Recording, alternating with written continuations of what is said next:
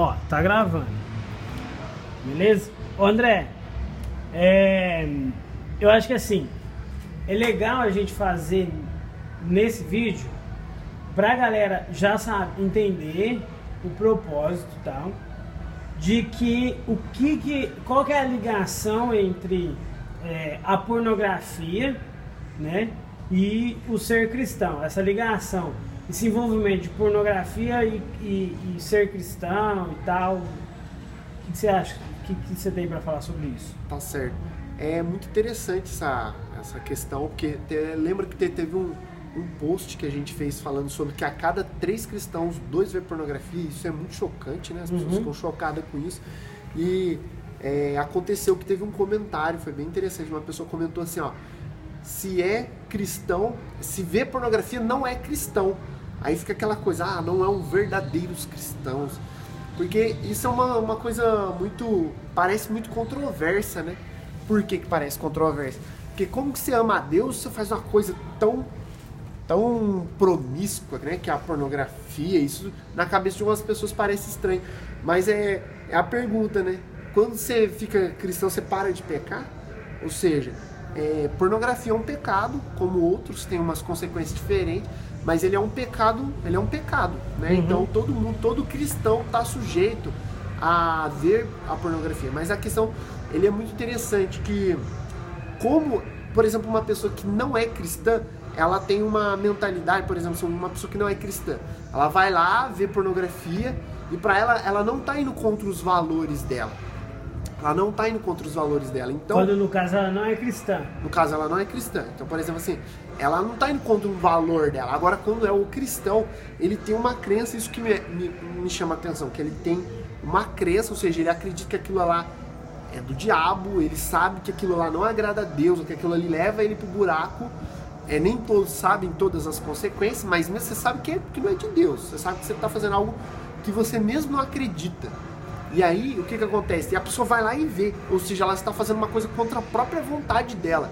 E aí que eu identifico o vício. Assim, é uma das coisas que eu uso para identificar a parada do vício, né? Que eu tenho um conceito diferente em relação a vício, né? Que a pessoa precisa ter um problema, ela precisa resolver. Porque quando você faz uma coisa contra a sua própria vontade, quer dizer que tem uma força maior que faz você pular uma barreira. Por exemplo, costumo falar, por exemplo, você não tem a tentação, por exemplo, de carpir um lote, né não? Você tá lá, aí você, aí você vai, assim, você acorda de madrugada, ai, que vontade de carpir um lote, tem um terreno aqui na minha casa, no frente da minha casa, com um mato dessa altura, eu vou lá agora, não tem ninguém vendo, eu vou pular o muro, vou pegar a enxada, vou capinar ele inteirinho, Ninguém tem uma tentação disso, concorda? Ninguém tem uma tentação, por exemplo, de acordar de madrugada e tomar um litro de óleo de soja. Assim, que delícia, pegar o óleo de soja e virar na boca. Porque não é uma coisa que tá, né? Não é uma coisa que, não é um desejo que tá aí. Ou seja, se você tem essa tentação, você sendo cristão, você tem essa tentação, tem algo que tá te influenciando ali. Então, ou seja, o cristão que vive na recaída, ou que vive no desejo da recaída, às vezes ele fica 1 ano sem recair. Mas se ele fica ele tem um problema a ser resolvido. Não importa, eu recaio 1 vez no ano. Tem um problema a ser resolvido, tem algo profundo que te puxa para pornografia, que é maior que você. Ou seja, qualquer hora vai cair, entendeu? E existe uma questão de mentalidade por trás disso, que é uma questão que é mais profunda, as nossas crenças em relação, que dá uma sensação que, às vezes eu ouço pessoas falando, né? Que a questão da pornografia, eu já ouvi frases assim, pecar é bom demais, né? Na verdade, o pecado é bom, senão ninguém pecaria. O pecado é gostoso demais, o pecado é muito bom. Mas na verdade isso é uma mentira. Assim, eu não tô negando que exista um prazer, uma delícia no pecado ali, de você fazer acontecer, ele existe.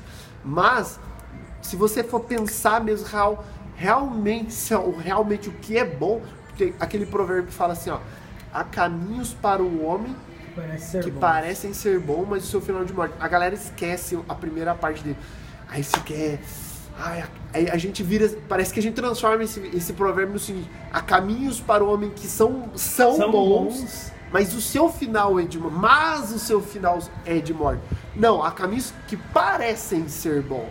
Né? Como lá também fala da mulher adulta, que os lábios dela destilam favos de mel, mas o seu final é uma cova profunda. Ou seja, a gente entende, quando a gente deixa de ver pornografia, a gente tá ali, ó Deus, essa era a minha questão, eu falo disso no livro, né? No livro eu falo, que eu deixei, a primeira vez que eu parei de ver pornografia, eu fiz porque amava a Deus. E você fala isso na aula, né? Eu falo isso na aula também. Então, quando você deixa de ver pornografia porque você ama a Deus, você fala assim, Deus, eu só vou deixar de ver pornografia porque eu amo você. Mas na verdade ela é muito boa, Deus. No fundo, na nossa mente, no nosso íntimo a gente fala isso, não conscientemente. A gente fala, é boa demais. Eu só vou parar, Deus, porque eu te amo. Porque senão eu vou pro inferno, porque eu quero te agradar. Mas se não fosse por isso, Deus, eu deitava e rolava. Não é não? Às vezes o casal, as pessoas casadas, às vezes ficam muito nessa crise. Eu tô aqui casado, né, Deus? Mas o bom mesmo, cara, é do mundão. Aqui no Itatinga, né? Talvez você deve estar ouvindo aí, a galera deve estar ouvindo aí o fundinho do Itatinga, o barulhinho, eu tô no Itatinga. Olha aqui, cara, ó, se a gente saísse aqui, ó, quanta mulher tem aqui, quantos prazeres a gente poderia desfrutar aqui nesse momento. Abrir o portão, sair, tem mulher que a gente quer ir pra escolher. A gente poderia ir lá, fazer o sexo que for, fazer até uma orgia, fazer uma coisa muito louca, que as pessoas ficam fantasiando. Mas eu fico pensando, isso é bom ou ele parece ser bom? E essa é a crise do cristão, aquela luta interna. Ai, não vou fazer. Isso aí é a maior crise, a maior luta que existe.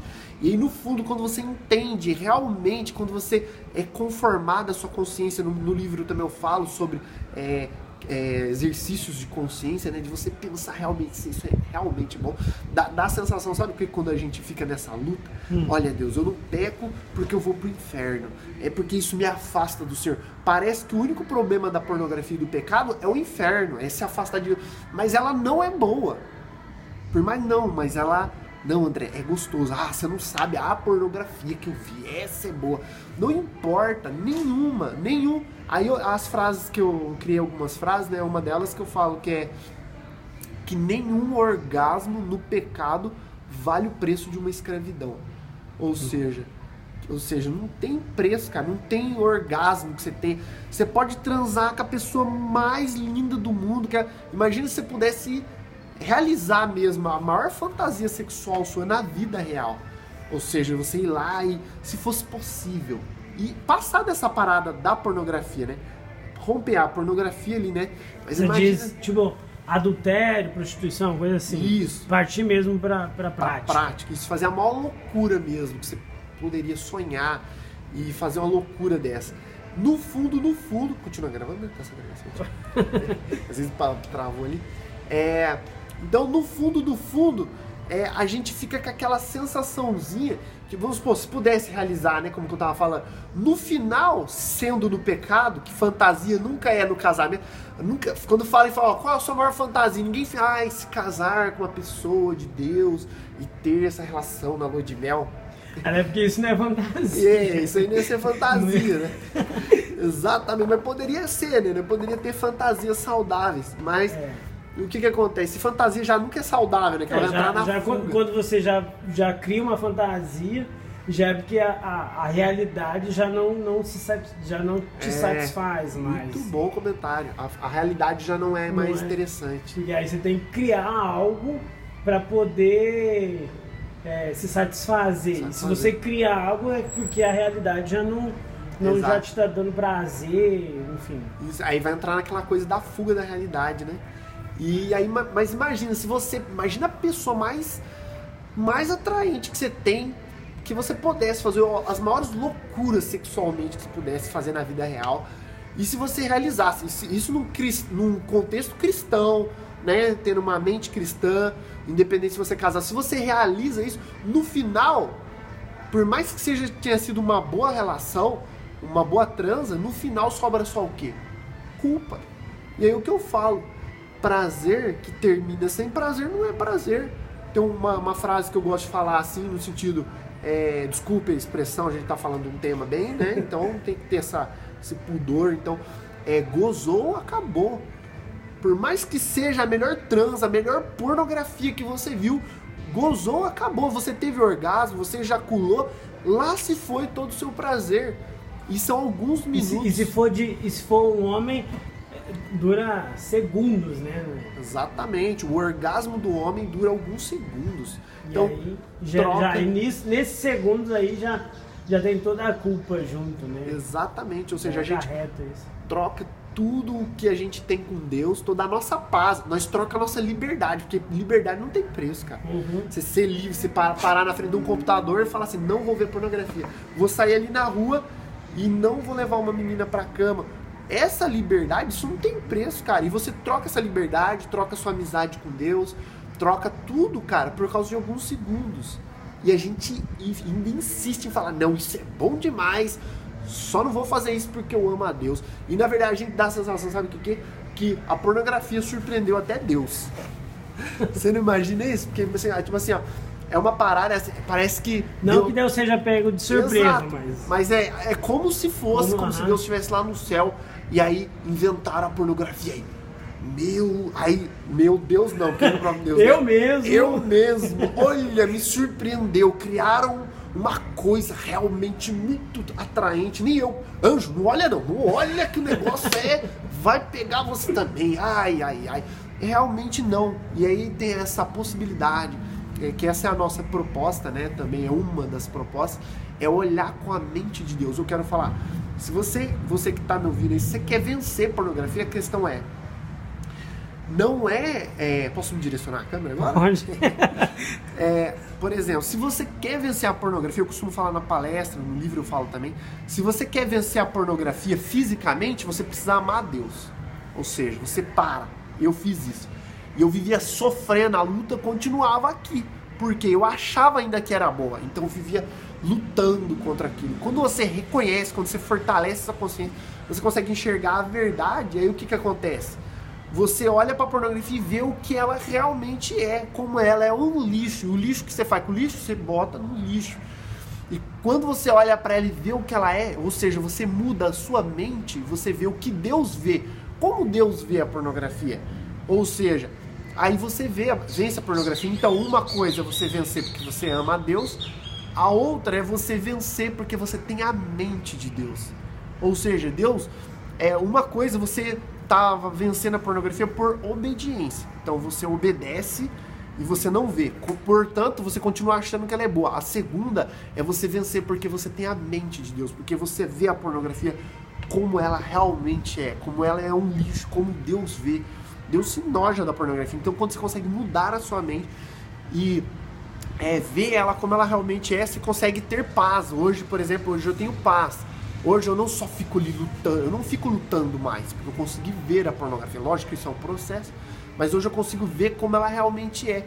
Então, a minha tentação é totalmente diferente, a minha tentação é muito mais fraca quando era antes. Então é essa a questão, essa a proposta, Igor, que eu queria deixar para esse bate-papo aqui. Ficou claro ou teria mais uma? Não, eu acho que é isso mesmo. Acho que para início, para a galera entender qual que é a proposta, tanto sua, eu acho que essa ideia de identificar a questão da pornografia e o cristão, eu acho que isso é fundamental para a galera entender o que você quer trazer. Então, acho que essa visualização de pornografia e ser cristão, né, acho que deveria ser fundamental para esse início, para a galera entender e tal. Então, acho que ficou legal. Legal. Beleza? Beleza. Gravado. É isso aí. Valeu.